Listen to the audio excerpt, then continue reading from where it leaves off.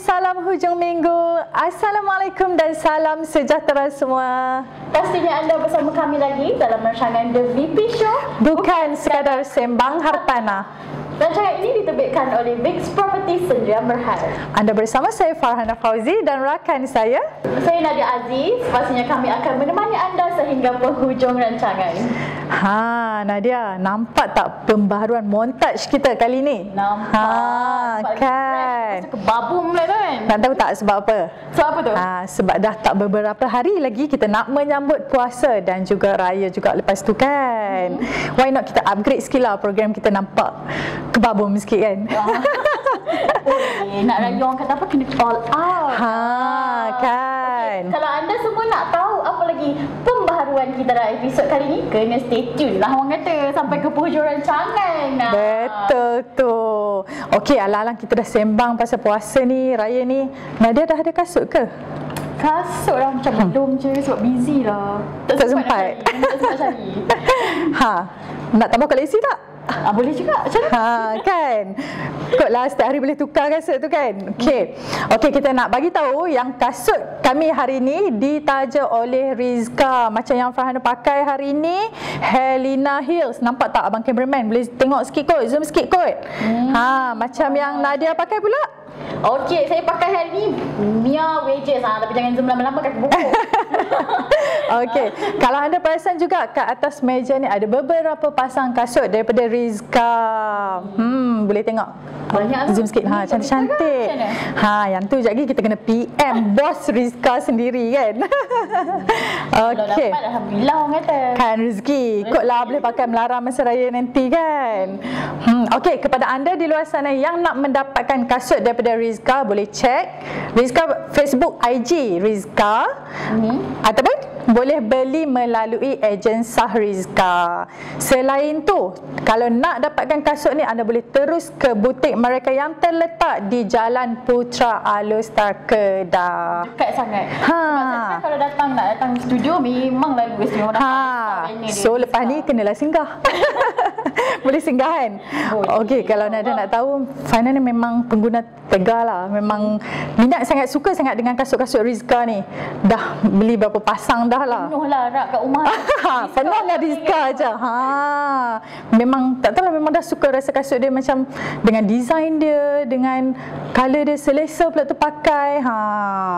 So nampak rasanya Nadia pun kena tambah lah koleksi Rizka lepas ni kan. Kena. Berdiri dia sama. Sebab macam kita ni ejen hartanah, kadang kita nak pergi kerja, kita nak pakai, nak pergi site. Contoh kena kasut yang lain pula. Nak masuk office lain. So kena banyak pasang.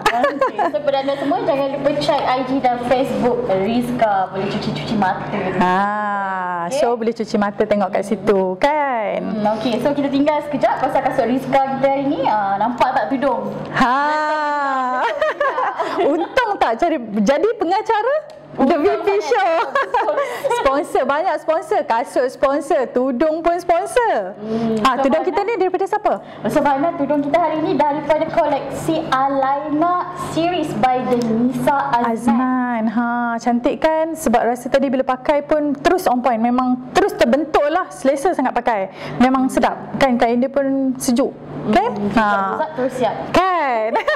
Yang penting kalau anda semua nak dapatkan Alaina series by Denisa Aznan, boleh terus pergi ke Instagram mereka, iaitu Denisa Aznan, THENISAAZNAN, dan hari ini saya menggayakan Alaina Yellow. Okey, kalau Nadia pakai Alaina Yellow, Fana pula pakai Alaina pink. Nampak tak pink-pink dia tu?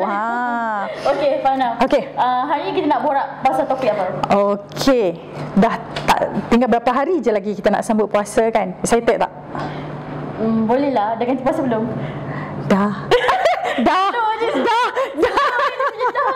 Dah. Sebab tahun lepas memang dah ganti terus untuk puasa 6 kan. So kita ganti terus. Excited, memang excited. Tambah baru-baru ni kita punya menteri pun Menteri Kanan Pertahanan Datuk Ismail Sabri pun ada mengumumkan yang bazar Ramadan dah boleh buka tu ni. Betul. Solat tarawih pun dah boleh. Tahun lepas kan semua duduk dalam rumah ya. Betul. Alhamdulillah. Kali ni orang kata diberi kelonggaran untuk kita menyambut puasa. Tapi yang penting kena ikut SOP, jaga jarak, pakai mask. Kan? Yang penting pakai mask nak masuk bazar tu. Betul. Jarak fizikal pun kena jaga. Okey Nadia, episod kita kali ni kita nak membincangkan satu topik yang Fana rasa agak menarik. Persediaan Ramadan bagi mereka yang mengidap untuk pesakit-pesakit diabetes ataupun dan juga gastrik. So sebenarnya kita pun nak tahu juga tajuk ni dengan lebih lanjut. Nak tahu juga diorang ni boleh tak puasa ke tidak kan? Betul. So memang tepat lah. Betul. Tajuk ni. Betul. Tapi bukan kami yang nak berhujah, nak kongsi pasal ni sebab kita ada pakar yang akan bersama kita sebentar lagi. So kalau nak tahu siapa yang akan bersama kami hari ni, kena stay tune. Kita akan panggil tetamu kita lepas ni. Tapi sebelum tu kita rehat sebentar dan kembali selepas ini.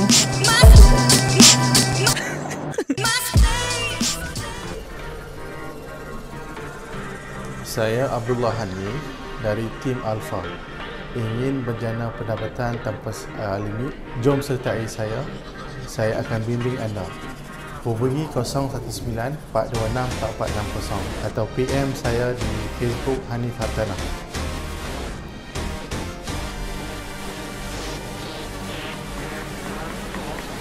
Agensi hartanah sekarang ni banyak. Nak cari agensi yang berkualiti, carilah agensi yang dah lama, yang mempunyai banyak produk. Contohnya macam Subsale, Project Sale, macam VIP Properties. Di sini paling utama, kami selaku rent senior juga pastinya akan membantu rent junior untuk berjaya dalam bidang hartanah. Okey, dah ramai yang dah sukses di VIP Properties. Sekiranya anda juga mau jadi sukses seperti rent kami di sini, join kami di VIP Properties sekarang. Ingin menjana pendapatan tanpa limit selaku pemilik hartanah? Jom sertai kami di VIP Properties.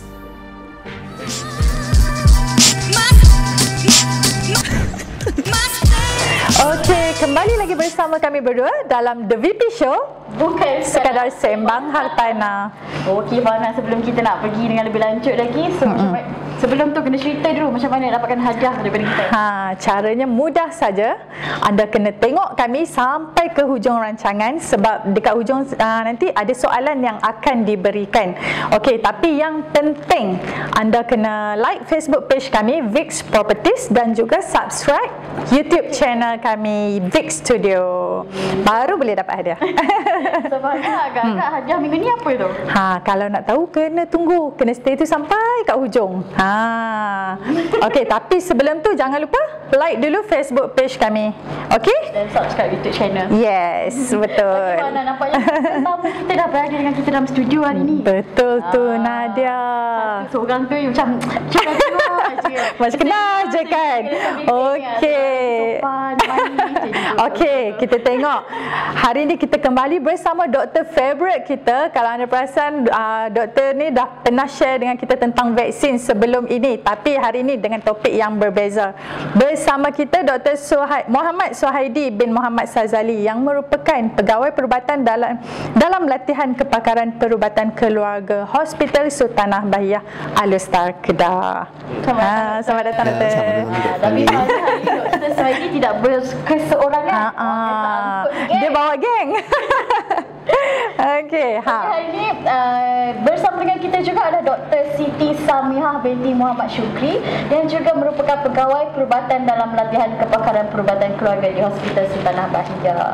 Assalamualaikum Doktor, selamat datang ke BP Show. Selamat datang. Okey, sebelum kita mulakan, apa khabar Dr. Suhaidi? Apa khabar Dr. Samihah? Alhamdulillah sihat. Alhamdulillah sihat. Dia tetap ceria. Sentiasa ceria bersama kita. Alhamdulillah sihat. Alhamdulillah. Okey. Alhamdulillah. Okey, so memandangkan kita dah sebut tadi tentang topik kita hari ini tentang pesakit diabetes dan juga gastrik. Persediaan nak menghadapi Ramadan. Kita mulakan dulu dengan penyakit gastrik lah. Saya nak tanya Dr. Suhaidi dulu lah, boleh tak ceritakan sedikit tentang penyakit gastrik ni, macam mana penyakit dia boleh terjadi? Okey, baik. Sebelum kita cakap tentang sakit gastrik tu, kita selalu kena tahu macam apa perbezaan bulan Ramadan dengan pada bulan hari-hari lain. Dalam bulan Ramadan untuk umat Islam selalunya kita akan berpuasa, tapi itu lebih kurang lebih daripada 12 jam dalam keadaan yang mana kita tak makan. So jadi orang kata apa, badan kita khusus perut kita dia sentiasa menghasilkan asid. Asid itu yang membantu untuk kita menghadam makanan yang kita makan.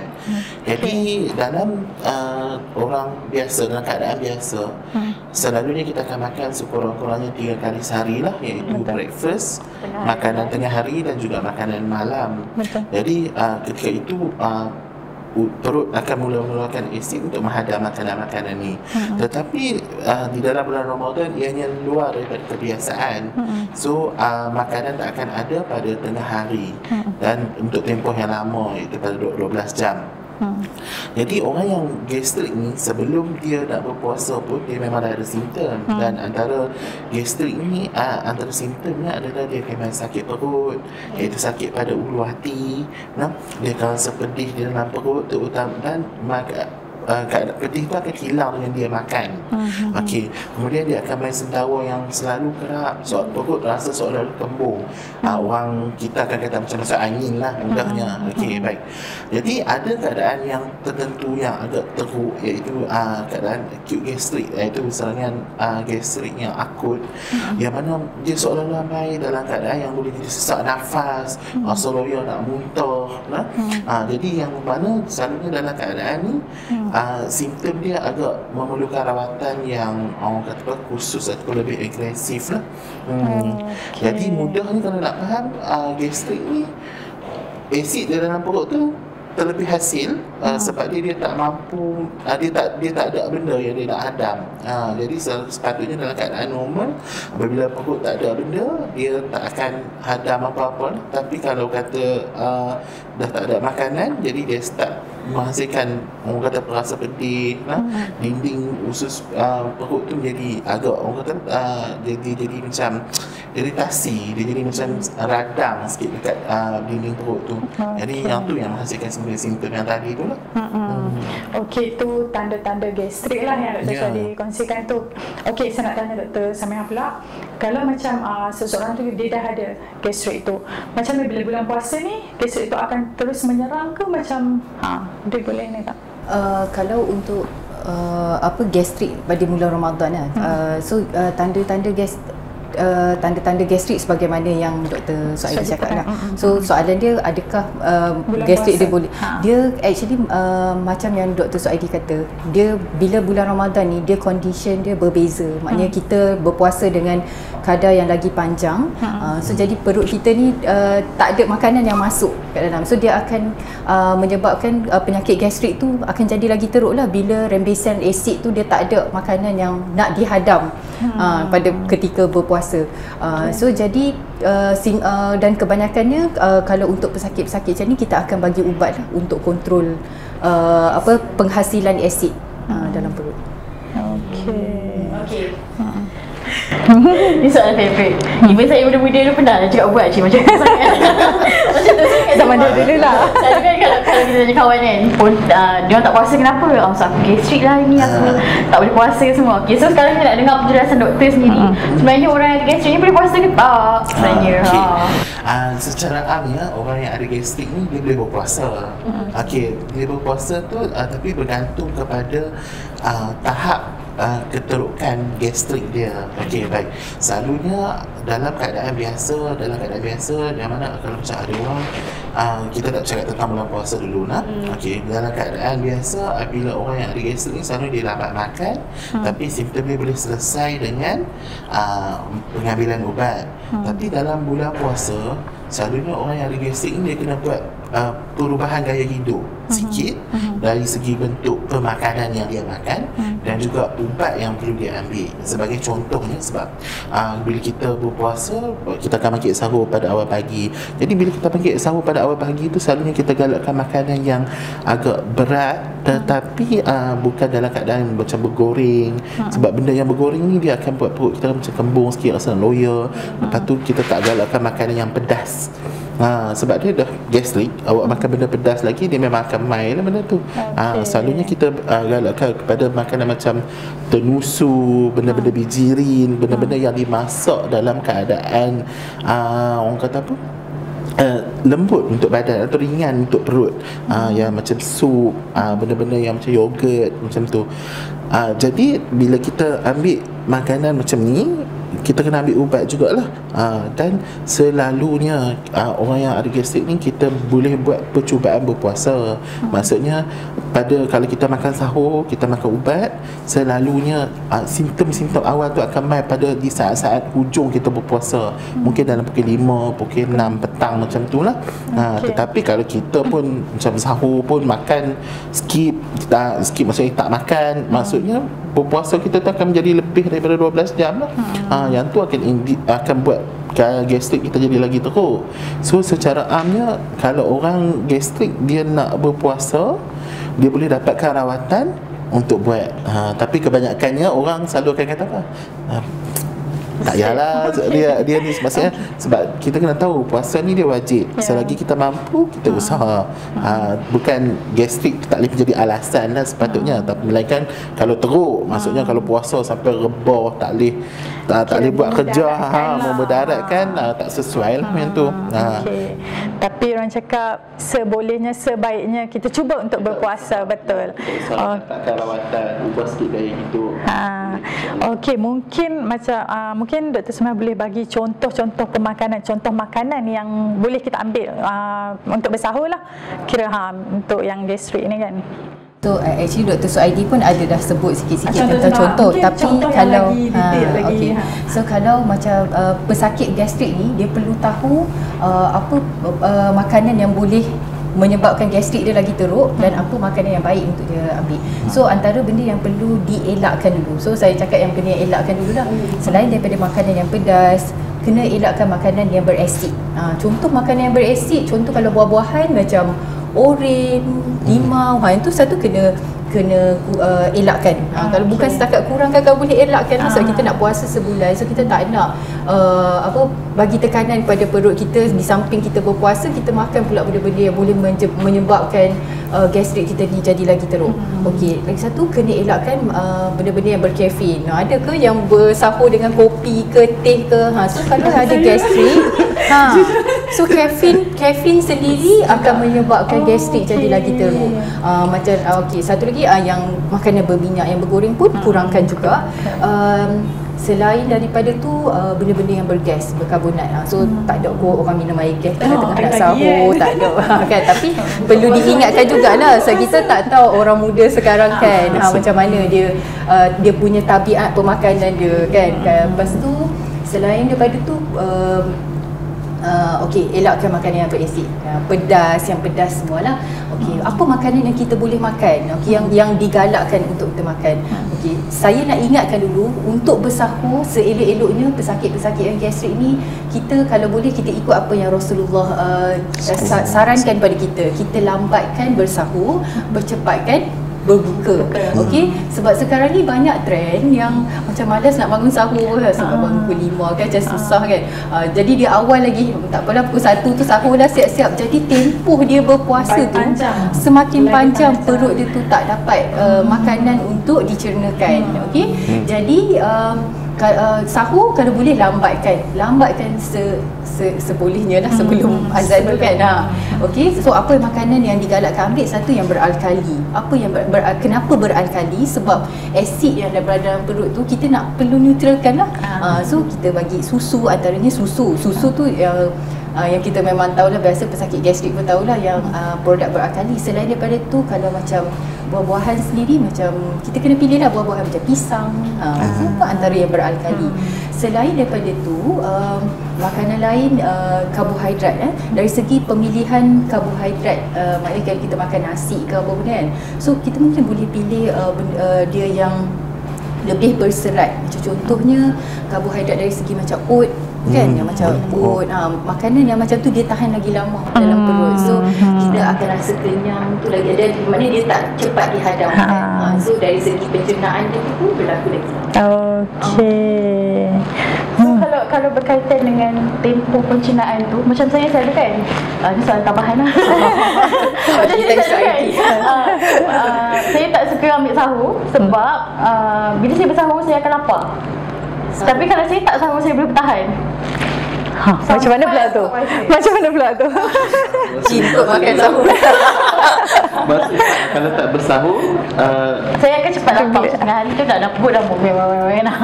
okey, selalunya macam ni. Kita kena faham apabila Rasulullah sendiri dia letak sahur tu sebagai satu keberkatan, satu hikmah untuk kita, maksudnya dia ada kebaikan kat situ. Sebab apa? Satunya memang sekarang trend orang muda memang macam tu, dia memang pukul 12 pukul 1 dah makan. Dan dia selalu skip sahur dia. Tapi sebenarnya mungkin waktu sekarang dia tak memberi apa-apa kesan, tapi berpuasa dalam tempoh yang terlalu lama akan lambat laun, akan dia orang kata apa, akan dia ada wear and tear. Wear and tear tu maksudnya dia lambat laun dia akan memberi kesan kepada badan. Ada orang berpendapat bahawa kalau skip sahur kita kontrol berat badan, maksudnya kita akan makan berat sekali. Selalunya tidak, sebab dia kadang-kadang badan boleh berada dalam keadaan yang kita panggil hunger state. State dia lapar, jadi bila dia terima makanan dia terus simpan. Sebab tu bisa tengok ada orang yang macam pantang tak makan tapi berat badan tak turun. Tetap sama dia kan, sebab ni makanan yang dia maksud tu dia simpan. Okey. Kalau kata lapar balik selepas sahur tu, dia tengok apa jenis makanan yang dimakan lah. Okey, jelas sangat penerangan doktor tu. Okey, sekurangnya kita pun dapat info lah apa yang perlu tak perlu kan. Okey Nadia, kita nak bagi Dr. rehat sekejap. Kita nak tengok VT tentang rumah Fattah. Okey, dengan cerita ada orang take over kerja Vicky. Jom kita tengok. Jom kita tengok.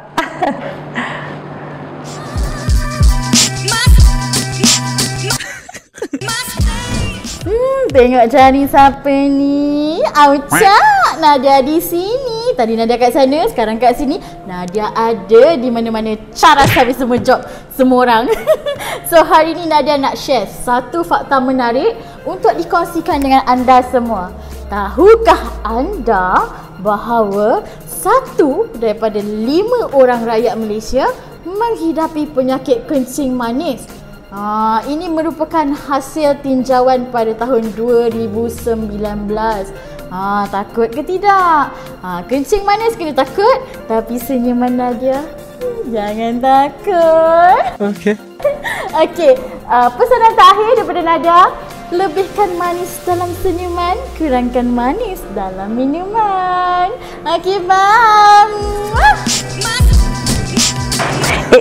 Nadia, itu frame dia pula dalam rumah Fattah ya.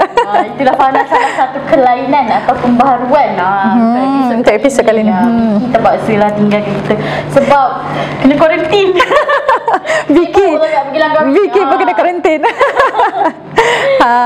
Kita harap tak jemu lah. Host muka ini, Vicky pun muka ini. Berani ke orang nak jemu dengan awak? Tak boleh jemu. Okay Fana, back to our discussion. Alright. Sebelum kita nak bergerak ke topik yang seterusnya, pesakit diabetes, boleh tak Dr. Suhaidi beri nasihat sikit untuk pesakit gastrik yang tak boleh puasa tapi nak puasa juga? Ketegak. Bukan, bagus Ustaz. Bagus, dia nak cubalah, nak cuba puasa. Sakit yang dia ada gastrik tapi dia berniat untuk berpuasa juga. Itu adalah satu benda yang baik. Kita kena tahu selalunya pesakit gastrik ni dia dah tahu keadaan diri dia.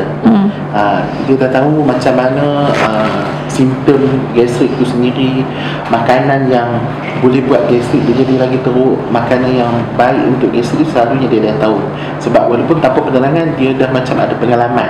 Maksudnya kalau dia makan benda ni, gastrik dia akan teruk. Kalau dia makan benda ni, gastrik dia akan bagus. Jadi bila untuk berpuasa, ada benda yang dia perlu buat. Nombor satu adalah dari segi gaya hidup lah, macam kita katakan, iaitu kita kena ubah cara pemakanan kita. Jangan skip sahur, jangan tinggalkan sahur. Dan ketika berbuka jangan makan dalam kuantiti yang terlalu banyak. Maksudnya kita makan sikit tapi bagi kerap. Maksudnya mungkin ketika berbuka makan dulu sikit, tunaikan solat maghrib, kemudian makan pula selepas itu. Dan kalau kata anda macam pesakit yang orang kata apa, perlu bantuan rawatan, maka ketika tu dia kena jumpa doktor lah untuk dapatkan ubat-ubat khusus untuk gastrik supaya membantu untuk dia berpuasa. Ada setengah pesakit memang memerlukan ubatan untuk berpuasa. Yang tu mudahnya jumpa doktor, berbincang dengan doktor, dapatkan dulu nasihat yang terbaik dari segi pemakanan, gaya hidup dan apa semua, kemudian teruskan ibadah puasa. Itu yang terbaik. Okey, jangan jadi macam saya. Okey. Nak terus ke soalan seterusnya. Okey, Dr. Suhaidi, saya nak tanya lagi satu soalan. Kita bergerak ke topik pesakit diabetes pula. Okay. Dekat Malaysia ni ada satu kajian yang menyatakan 1 daripada 5 orang dewasa menghidap penyakit diabetes. Ni fakta ke auta? Okey, baik. Kalau kita tengok dari segi trend keadaan penduduk Malaysia menghadapi kencing manis, ini adalah satu trend yang orang kata apa, sentiasa meningkat. Kalau kita compare banding 10 tahun yang lalu dengan data yang ada kita sekarang, dia memang trend dia makin meningkat. Atas beberapa faktor macam gaya hidup, keadaan kesihatan kita yang semakin baik, iaitu fasiliti kesihatan kita yang semakin baik, jadi kita dapat kesan penyakit ni lebih awal. Jadi ianya bukan satu benda yang auto, ini satu faktor. Memang kencing manis di Malaysia sentiasa meningkat dan itu adalah satu beban kepada sektor kesihatan lah, dan kita cuba yang terbaik untuk awal benda tu. Okey, soalan kita seterusnya untuk Dr. Samihah. Boleh tak kita nak tahu punca seseorang tu yang mengidap, punca kenapa dia mengidap diabetes kan? Ada juga yang mengatakan macam benda ni keturunan. Bila mak ayah ada, nanti anak-anak pun akan ada. Betul ke benda tu? Okey.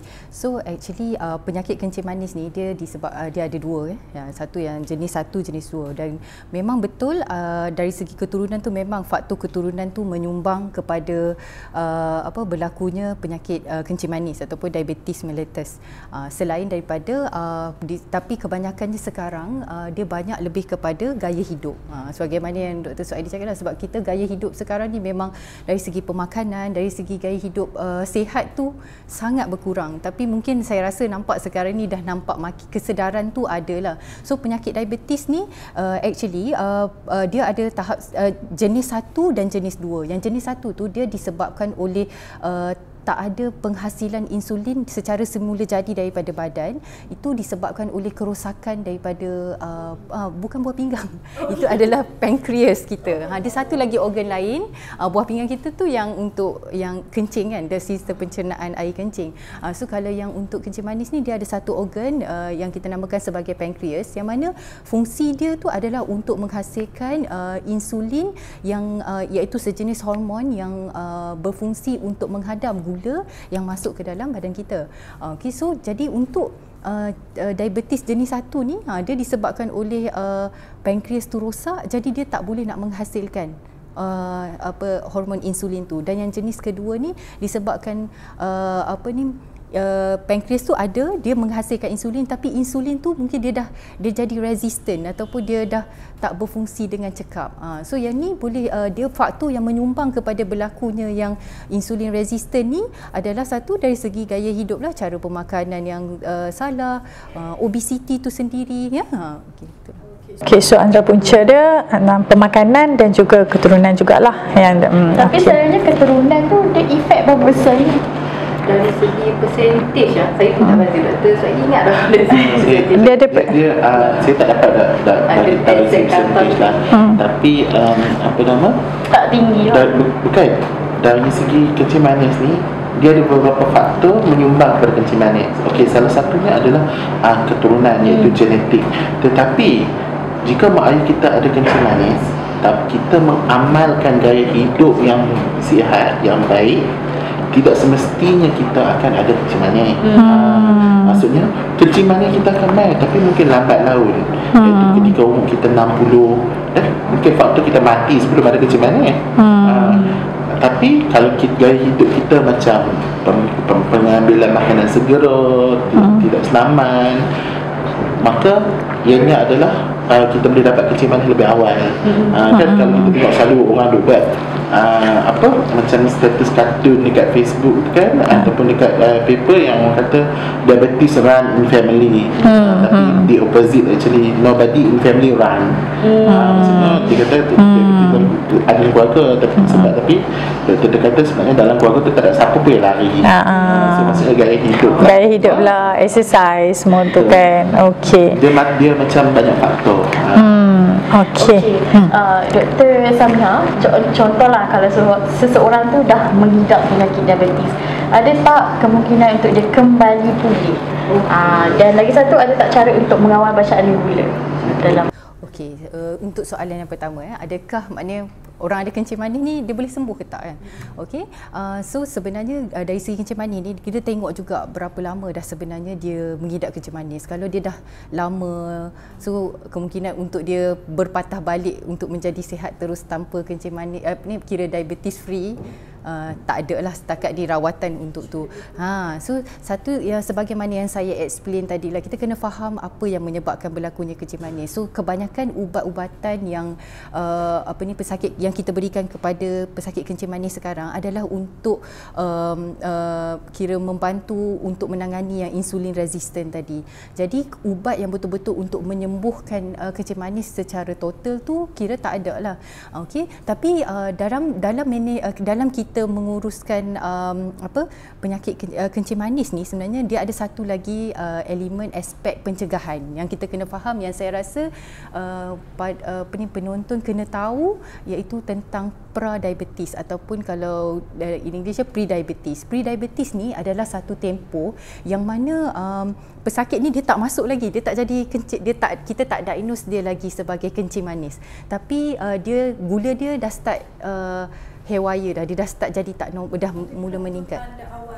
Yang tu adalah peringkat awal sebelum dia masuk ke kencing manis. Ikut kajian yang terbaru lah, sebenarnya sebelum pesakit dia masuk ke kencing manis tu, dia akan mengalami proses yang pertama, yang pre-diabetes tu. Dan itu yang penting, yang mana ada kajian terbaru menunjukkan kalau pesakit pre-diabetes ni kita bagi rawatan intensif daripada awal, memang boleh kita boleh balikkan dia supaya kita lambatkan proses kencing manis tu lah. Sebab kita boleh kembalikan gula yang dah haywire tadi kepada normal balik. So it's like kembali kepada normal balik lah kan. Sebab dan apa itu rawatan intensif yang kita bagi kepada pesakit yang pre-diabetes ni adalah pertama dia lebih kepada rawatan lifestyle. Dia lifestyle dan pengurangan berat badan. Dan pengurangan berat badan sebanyak sekurang-kurangnya 7% dan melakukan aktiviti sihat dalam 150 minit seminggu membuktikan bahawa penyakit pre-diabetes ni boleh kembali kepada normal state balik. Tapi adalah kajian yang baru kebelakangan ni dalam pesakit-pesakit yang muda dan obes. Yang ni dia ada kajian menunjukkan ada penyakit diabetes ni boleh reverse balik. melalui bariatric surgery. Yang bariatric surgery tu yang pembedahan dia potong perut tu dengan dari segi diet dari segi low carbo diet dengan restricted yang dia restrict pengambilan karbohidrat. Tapi tu pun masih macam untuk capai dari segi perubahan lifestyle tu adalah satu benda yang besar, tapi dia boleh buat sebab ada pesakit diabetes yang mampu mengurangkan dia punya kawalan gula dia tu hanya dengan lifestyle modification dan berjaya menurunkan berat badan, boleh kembali kepada state yang normal. Dengar tu memang penting tu lah. Kena tahu yang tu. Bantuan. Okey, nak tanya Dr. Suhaidi pula. Apa persediaan untuk mereka yang mengidap diabetes ni untuk nak menghadapi nak puasa ni kan? Apa yang diorang perlu buat? Sebab setahu saya macam diorang ni kena makan ubat on time, lepas tu ada setengah tu yang kena ambil insulin juga kan? Untuk pesakit diabetes untuk menghadapi Ramadan, ianya adalah satu fasa yang mencabar untuk mereka. Okey, sebab selalu kita tahu bila pesakit kecil manis yang punya gula yang tak terkawal, selalunya dia pakai ada simptom macam dia pada haus, dia pakai kencing kerak. Jadi kadang-kadang bila kita puasa ni hari kita dia pakai dahaga semua kan. Okey, sebab itu kalau pesakit kecil manis yang punya rawatan berkala, iaitu follow up di klinik kesihatan, selalunya kita akan bila jumpa doktor, kita akan ceritakan beberapa perkara yang mereka perlu lakukan lah. Okey, nombor satu, apabila menghadapi Ramadan, ianya adalah mengubah gaya hidup dan juga corak pemakanan lah. Okey, kita kena tahu apabila kita berpuasa, untuk pesakit kecil manis ni, mereka akan menerima gula ataupun makanan ketika sahur dan berbuka puasa secara dalam kuantiti yang banyak. Kan? Kita tengok orang Malaysia ni bazar Ramadan, kalau ada jari 10 semua ada cukup kan. Jadi saja. So dari segi kita kena ubah dari segi corak pemakanan. Sebab macam kita cakap sahur tu penting, kita perlu ambil makanan yang boleh bertahan lama di dalam perut dan merempes gula, iaitu memberi gula secara perlahan. Maksudnya dia bukanlah bila kita makan terus gula naik. Contohnya gula yang naik cepat ni adalah makanan yang punya gula ringkas seperti dalam ayam berkarbonat, kuih-kuih segera, lompang tu semua tu dia perguna gula tu. Tapi kalau makanan yang berserat ni, dia gula dia adalah gula kompleks, macam dalam nasi, dalam oat, dalam ubi-ubi, selalunya makanan ni dia akan bertahan lama di dalam perut. Okey, dan selain itu juga pemakanan yang seimbang kena include, kena masukkan juga protein seperti ikan. Sebab protein dengan lemak bertahan lebih lama berbanding makanan karbohidrat. Jadi, tapi tidak bermaksud kena makan lemak butter berketuk-ketuk taklah. Maksudnya kita ambil by orang kata apa, by suku-suku separuh seperti yang diberikan oleh Kementerian Kesihatan. Gaya hidup yang makan betul itu suku adalah protein, suku adalah benda bergirin, benda karbohidrat, dan separuh lagi adalah buah-buahan dan sayuran. Okey. Jadi dari segi faktor pemakanan, ketika buka puasa pula kita benarkan pengambilan makan gula yang ringkas seperti benda yang ada dalam kurma, buah-buah kering dan kalau kita dah ambil benda-benda tu, selalunya minuman kita galakkan pengambilan air kosong berbanding ambil air manis. Sebab kalau tu dia akan jadi gula dan gula tu akan naik terlalu tinggi lah. Maksudnya kawalan gula tak akan bagus. Okey, satu. Kemudian dari segi ubat-ubatan, ada ubat yang pesakit boleh makan seperti biasa, maksudnya seperti mana dalam keadaan tidak berpuasa, tapi ada ubat yang dikena ubah. Iaitu ada yang kena ambil pada waktu malam, yang sepatutnya ambil pagi ambil waktu malam, ada yang dia kena kurangkan dos. Benda-benda tu kita kena jumpa doktor. Sebab dia setiap rawatan kepada pesakit tu adalah bersifat individu. Berbeza setiap orang. Setiap orang dia tak boleh sama. Tapi apa yang terjadi adalah masyarakat kita ni dia rujuk orang sebelah. Betul. Rujuk orang sebelah. Makan-makan hari dia pula rebah pening. Kiranya tahap diabetes berbeza dan juga mungkin jenis kawalan gula tu berbeza untuk setiap orang. Ubat yang dia makan tu berbeza setiap orang. Kita tak boleh samakan setiap orang. Maksudnya walaupun kita kata kita target gula kita adalah 6, tapi tak semua orang perlukan gula tu 6. Ada semua orang kerana gula dia dah 8 pun dia dah tetap. Jadi betul-betul tu berbeza untuk individu. So yang terbaik dia adalah jumpa doktor sebelum bulan puasa. Maksudnya kalau kata ada temu janji, tak ada temu janji, boleh dapatkan konsult daripada doktor. Betul. Okey. Okay, saya nak tanya, selalu kan kalau dalam sesi penurunan berat badan, even diabetes pun kadang mereka lagi suka menggantikan gula yang selalu macam biasa tu dengan stevia. Adakah itu membantu ataupun sebenarnya sama saja efek dia? Okey. Masalah berat badan adalah makanan. Tiba-tiba makanan juga. Dan tiba-tiba substitute kepada itu adalah makanan juga. Yang Kira gula dengan stevia tu? Gula dia macam ni. Gula ringkas yang kita makan tu adalah gula yang berkalori. Stevia adalah sekadar pemanis. Okey. Sepatutnya kalau kita perasan orang yang apabila mengamalkan pemakanan, dia kena makan makanan yang seimbang. Sama kita aim untuk turunkan berat badan, kita kena kurangkan kalori harian kita. So maksudnya kalau kita kurangkan kalori harian, dia akan berat badan akan susut. Tapi untuk mendapatkan bentuk badan yang elok, maksudnya kita tak nak bila dia turun berat badan makin lebar, layut sana layut kan, tak mahu kan. Dari segi tu kita kena buat senaman. Senaman akan memberi bentuk. Betul. Maksudnya kalau kita turun terlalu cepat, taman kurang, kita tak ada kop untuk membuat bentuk badan. Okey. So dia lebih kurang macam ni lah, macam garam yang biasa orang makan, lepas tu orang lebih ganti dengan garam Himalaya lah. Tetap garam juga sama je. Dia tetap rasa masin, benda yang sama. Okey. Tengok Kak, sebab kalau ikut pemahaman saya juga, saya ingatkan benda tu berbeza tau. Tak tahu kata benda tu sama je. Jadi sebab tu kita perlu penjelasan lah daripada pakar. Okey, berbalik kepada 3S, suku-suku separuh. Faham sebenarnya saya pernah try buat. Okey. Pernah try. Okey. Betul. Menjadi tak? Menjadi. Saya hilang 12 kilo from 78 to 60 something. Lepas tu saya adalah isu-isu stres. Saya tak buat. Tapi saya betul. Kira menjadi. Time tu kan gaji buat bekal, bangkit pagi, masak-masak kan. Tapi betul dia tahan lama. Menjadilah. Kenyang tu tahan lama. Separuh tu adalah benda yang orang kata apa, disyorkan oleh Kementerian Kesihatan. Dan pegawai pemakanan kita pun menggunakan kaedah yang sama untuk membantu pesakit turunkan berat badan atau juga nasihat kepada orang lain juga lah, pesakit-pesakit lain. Okey. Sebab tu lepas tu macam cakap korang back to basic, balik kepada piramid. Betul. Dan even dalam Quran pun dia sebut apa-apa pun kita buat bersederhana. Betul. Apa bersederhana. Okey. Tapi jangan nak apa yang saya cakap jangan compare. Okey. Bersederhana, betul. Betul lah. Okey, saya rasa menarik sangat perkongsian kita hari ini.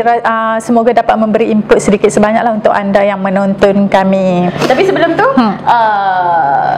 mana-mana Dr. Samiha ke Dr. Suhaidi boleh tak bagikan nasihat sedikit untuk pesakit diabetes yang nak menjalani puasa. So kalau satulah yang saya nak tambah sikit lah ya, dari segi pesakit diabetes yang nak berpuasa, terutamanya yang diabetes on insulin lah, yang kita kadang kita boleh ke puasa kan insulin lagi tak hypo ke. So penting sebagaimana yang Dr. Suhaidi cakap tadi, perlu pergi ke hospital dia sebulan 1 hingga 2 bulan lebih awal supaya kita boleh buat analisa tentang macam mana badan kita punya penerimaan.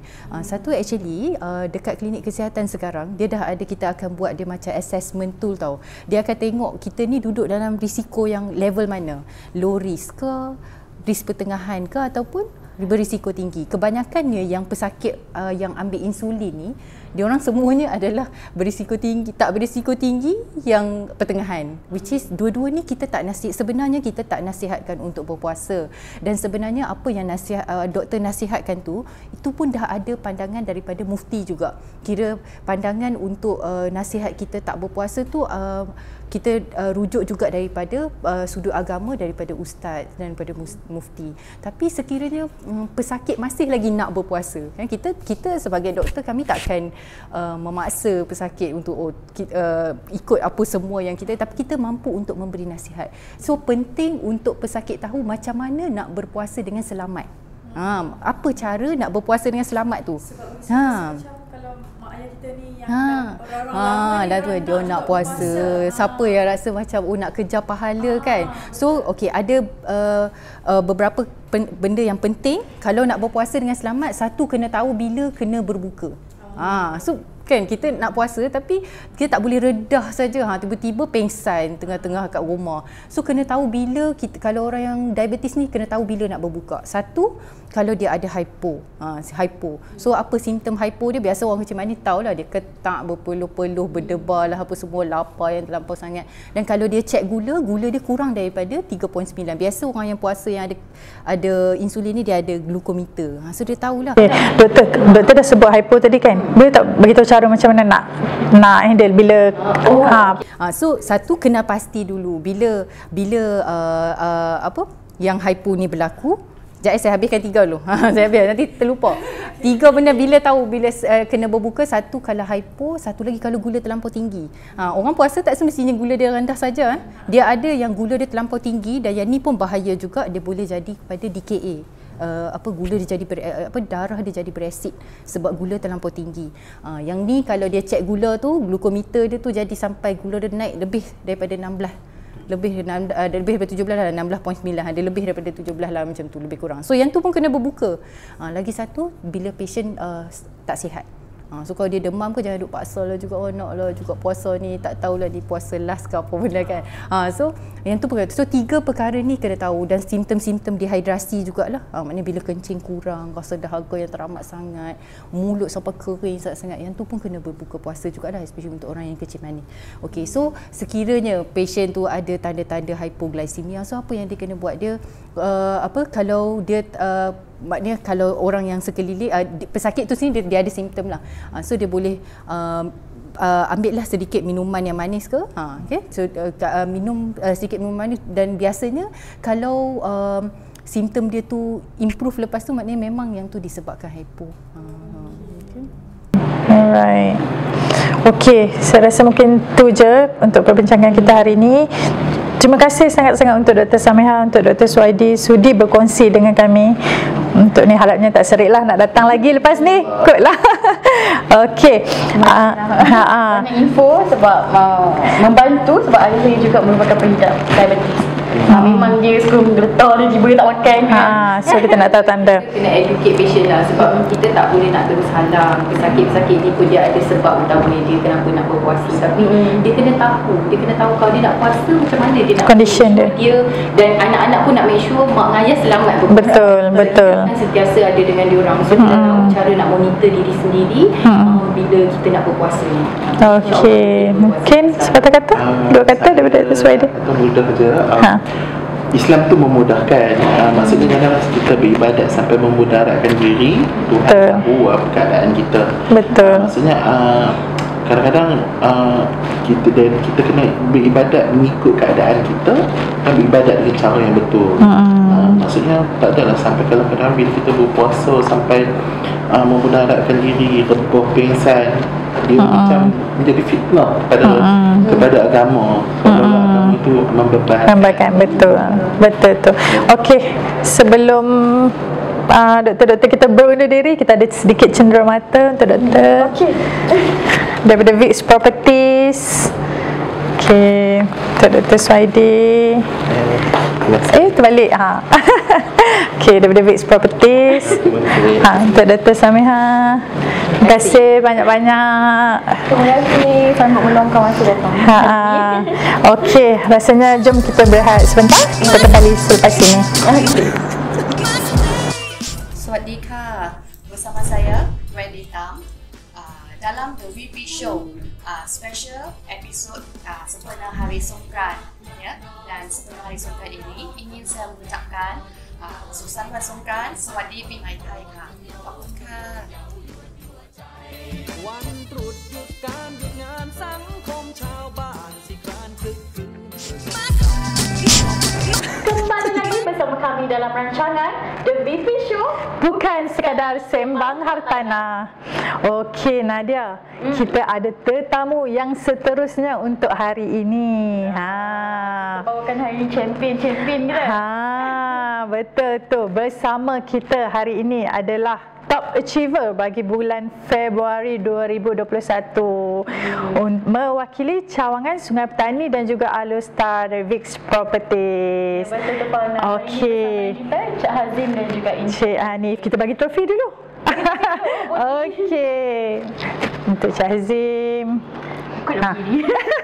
Okey, untuk Cik Hanif. Tahniah.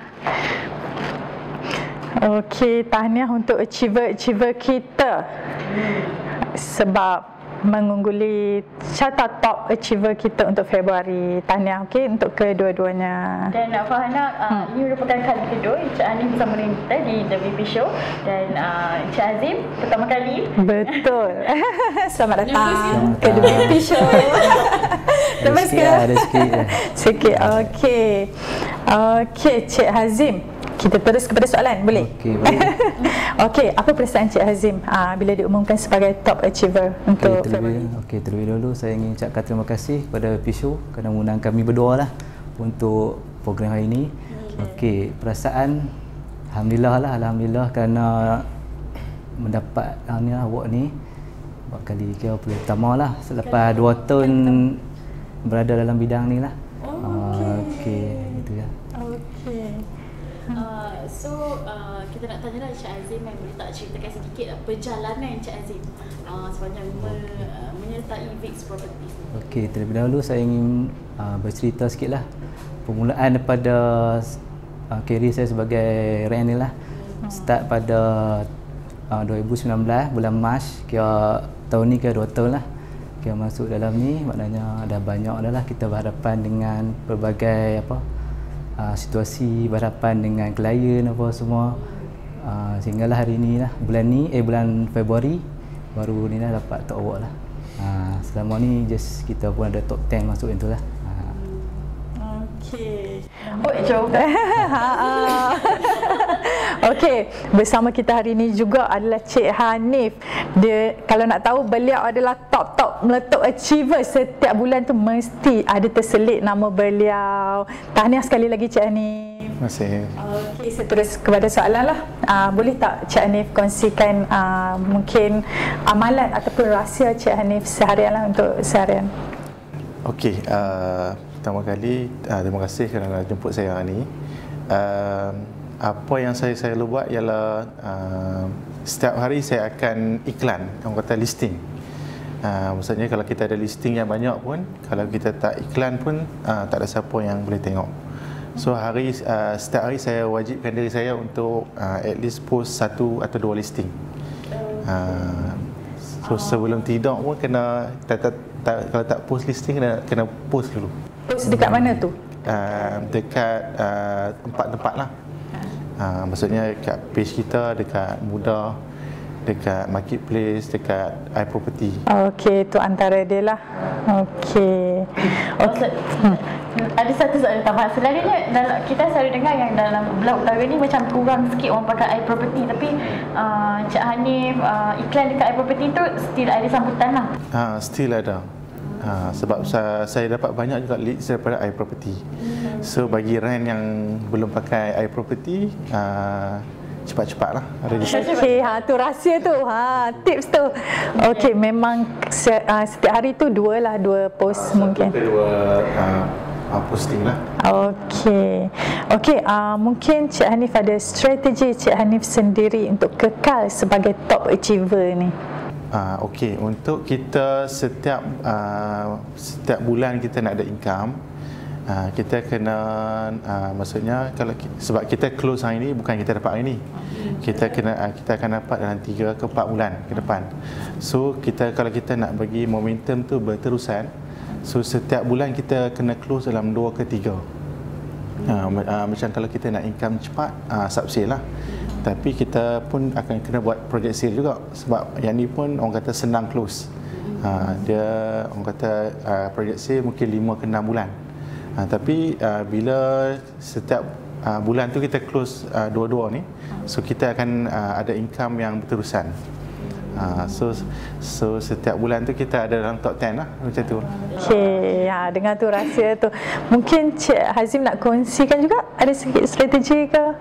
Okey, bagi saya kira samalah dengan rent yang lain lah. Kita pun just kita kena elan lah rumah mana lah. Kita tengok lah yang mana kalau kita lebih fokus kepada subsil ke apa, kita fokus subsil. Kalau lebih kepada projek sale, kita fokus projek sale. Tak kira lah janji kita dapat leads atau pertanyaan pada klien untuk sama ada untuk set atau untuk viewing apa semua. Yang tu penting lah untuk kita untuk mendapatkan closing case untuk bulan-bulan tentu lah, sama lah macam tu. Okey, mungkin ada antara penonton kita yang bukan dari dalam bidang hartanah. Dia tanya apa tu subsil, apa tu projek kan. Nadia boleh explain sikit tak? Okey, untuk subsil bahasa senang nak faham lah, rumah second lah. Kalau projek sale adalah projek baru yang kita dapat daripada developer. Okey, mungkin Cik Hazim ceritakan apa tu macam listing, apa tu listing yang kalau untuk dalam bidang hartanah ni lah. Mungkin ada yang tak faham, ada yang tak tahu kan.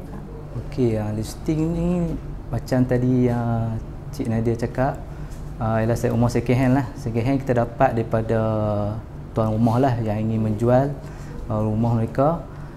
Dia akan berurusan dengan kita lah untuk menjual dia punya rumah lah. Selalunya tak semestinya daripada tuan rumah, kadang daripada jiran ke atau saudara mara yang kenal orang yang nak jual rumah tu. Maknanya listing tu daripada tuan rumah. Okey, sebelum kita nak melepaskan top achiever kita ni pergi, mungkin Cik Hanif ada ucapan untuk rent-rent baru yang kat luar sana untuk Okey, untuk rent baru yang baru join Big Properties,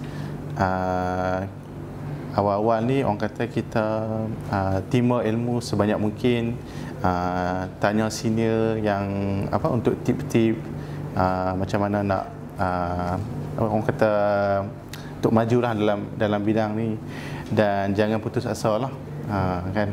Dia sebab benda ni memang 2-3 bulan pertama tu memang agak mencabar kan. Tapi bila you dah start dapat tu, you tak berhenti dah.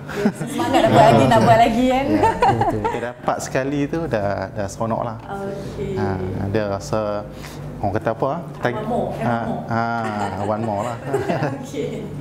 Cik Hazim, mungkin ada ucapan untuk rent baru lah.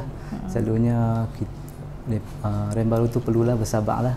Untuk dapatkan hasil dia tu memang ambil masa lama sikit, sebab proses jual beli ni ambil masa paling lama 6 bulan hingga 8 bulan lah. Yang tu proses untuk ni lah. Lepas tu itulah kena teruskan usaha. Tak boleh putus asa lah. Bila dah dah jalan apa semua, lepas tu dia income pun akan masuk lah slow yang tu je lah. Kita ni macam rent-rent ni kita tabur biji benih, kita nak tunggu hasil dia tu ambil masa ambil masa juga sikit lah. Lepas tu dia akan berterusan. Okey, Nadia. Okey, kita nak bagi peluang jugalah untuk masing-masing nak promote Facebook ke, nak promote servis ke, nak promote macam Cik Hanif pun manager, mungkin nak cari brand baru ke. Okey.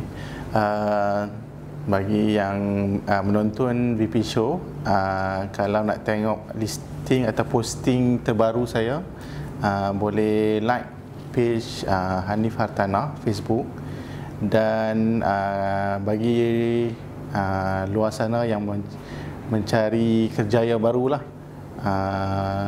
dan ingin menjana pendapatan yang tiada limit, boleh hubungi saya di 019 426 4460. Okay, saya punya FB page Jom Pakat Beli Rumah Utara, dan kalau nak berurusan dengan saya sila boleh hubungi 017 448 2145 lah, nombor WhatsApp apa semua nombor ni. Okey, rasanya tu je. Terima kasih sebab sudi meluangkan bersama kami dalam The VP Show. Doakan kami juga mungkin untuk menjadi top achiever ke. InsyaAllah. Kita nak refer sama, refer senior. Kan. Betul. Okey. Apa? Final sebelum tu jom kita ke slide sama Kak Pora. Kamu masuk utara. Kita tengok ada pertukaran atau tak. Jom roll VT.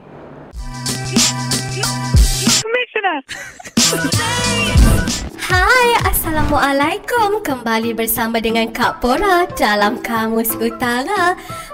Hari ni Kak Pora nak share dengan hampa semua satu perkataan logat Kedah. Apa yang kita nak share hari ni? Okey, dah alang-alang kita nak puasa kan? Kak Pora nak share satu perkataan. Perkataannya ialah sok. Apa tu sok? Okey, kalau nak tahu sok itu adalah sahur. So maknanya orang-orang utara ni panggil sok tu adalah sahur. Kalau mai ke utara tu hampa kena tahulah kalau orang suruh sok tu nak suruh hampa mangkit pagi-pagi sahur. Tak pernah mampus. Okeylah, Kak Pora nak masak apa sok lagi? Nantilah Kak Pora fikir. Okeylah, bye. Kembali lagi bersama kami dalam The VP Show, bukan sekadar sembang hartanah. Okey Nadia, sekarang kita berada dalam segmen yang terakhir, support local.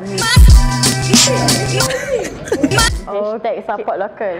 Hashtag support local. Kalau kita tengok sekarang kat studio kita penuh dengan beg-beg yang cantik sangat. Cantik ke? Angkat sikit. Kita tunjuk sikit. Kita tunjuk sikit beg kita. Nak tahu beg ini didatangkan khas dari Miri Sarawak. Wih, jauh tu. Naik balon. Kita minta abang cameraman close up sikit beg ni. Nampak? Kan cantik kan? Okey, beg ni kita namakan dia Penan Bag. Cantik kan? Dia ada pelbagai corak dan juga pelbagai saiz. Banyak saiz lah. Betul tu Fahana. So kalau nak tengok yang kosong pun ada. Saiznya besar, warna kosong. Yang kecil pun warna ada. Merah mak ngah. Merah mak ngah. Aku dah mak besar ni yang kecil. Dia ada besar, dia ada kecil. Banyak saiz lah. Okey, beg ni pelbagai guna. Angkat lagi sini lah. Beg ni pelbagai guna bulan Ramadan, boleh letak telekong. Nak pergi terawih ni kan, nak Ramadan ni. Boleh bawa pergi pasar, beli ikan dia masuk sini, bawa pergi market pun macam nampak. Cantik. Hello Apek, beli ikan letak beg cantik. Ni pun kalau nak pergi pasar ke nak pergi mana-mana boleh letak beg duit, boleh letak handphone. Pergi piknik, pergi pantai. Piknik pun boleh. Pelbagai guna orang kata. Okey, macam mana nak dapatkan beg ni? Okey, anda semua boleh pergi check ke Instagram mereka di The Universal Shop atau boleh WhatsApp owner kedai sendiri iaitu Puan Nur Hasniza Jamaluddin dekat nombor 012-537-1855. Yes, so banyak pilihan design dan corak. Kat sini ada bunga merah-merah. Kita ada juga yang kecil macam ni. Ada gambar burung-burung, tunjuk sikit burung. Ada burung-burung. Yang kosong. Macam-macam. Dia nampak simple tapi cantik design dia. Betul tu. So, okey. Jangan lupa terus check IG mereka. Universal Shop kalau nak semua beli. Banyak pilihan. Banyak pilihan kat situ. Okey Fana, untuk pengetahuan Fana, Puan Nur Hasniza nak bagi 2 biji beg ni. Antara yang kami tunjuk tadi lah. Tapi 2 sahaja yang akan diberikan kepada penonton setia The VP Show. Macam mana tu? Tapi seperti biasalah kalau nak menang beg tu, kenalah jawab soalan dulu. Apa soalan kita minggu ni Nada? Ada 2 soalan.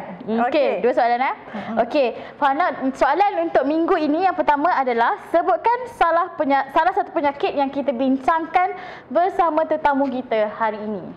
Ada 2 tapi perlu berikan satu saja nama penyakit. Dan yang kedua adalah siapakah yang menggantikan Vicky dalam segmen Rumah Fakta. Sebenarnya jawapan tu memang dah ada dalam rancangan ni. So kalau anda tonton daripada awal tadi memang dapat jawab. Yang penting anda kena cepat-cepat jawab, kena cepat dan tepat. Dan seperti biasa syarat syah wajib kita. Kena like Facebook page kami Vix Properties dan juga follow subscribe YouTube channel kami Vix Studio. Betul tu.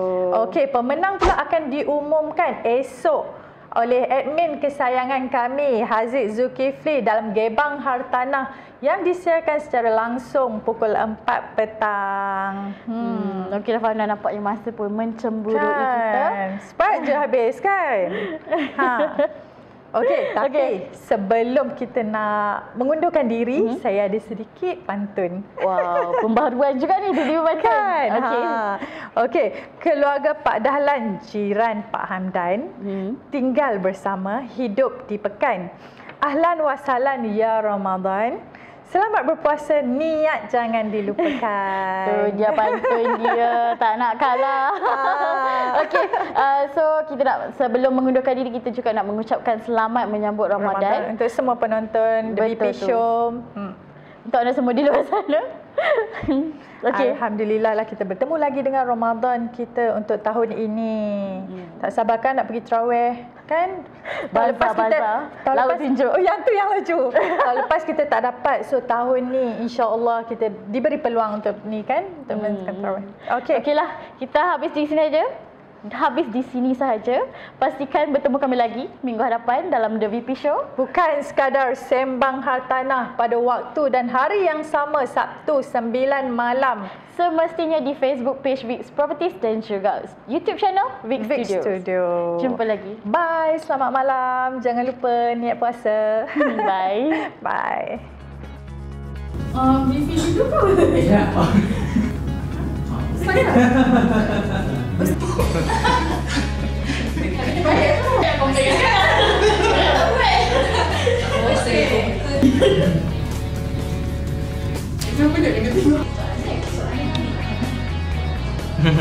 Tanya aja.